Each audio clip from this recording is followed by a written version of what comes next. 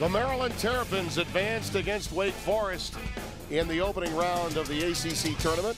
Now have a chance to take on the Duke Blue Devils, the team they beat earlier this year, a pivotal game that they had back at the Comcast Center. They get to reenact it again tomorrow. Dan Bonner by my side, Tim Brando with you. And without Des Wells, they would not have been able to fight off a really pesky Wake Forest team that took it to them for the first 30 minutes of the game tonight. Well, you're absolutely right, Tim. Maryland's problem in the first half was they kept throwing the ball to the guys in the black shirts. And in the second half, they didn't do that, and Des Wells really got rolling.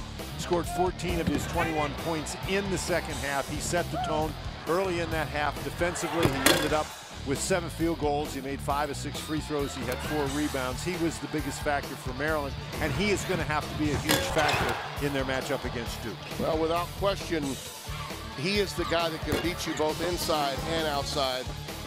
Seth Allen, I think, has got to play better at the point. They've got to get, obviously, the optimum out of everyone they've got as you look at the final numbers in tonight's win against Wake Forest. But my question for you, Dan, is more about life for Maryland against Duke with Ryan Kelly. When they last won that game, Ryan Kelly wasn't part of the Duke artillery. Now he is. So what do you do if you're Mark Turgeon to deal with having Ryan Kelly back on the floor, a guy that's made a huge difference for Coach K?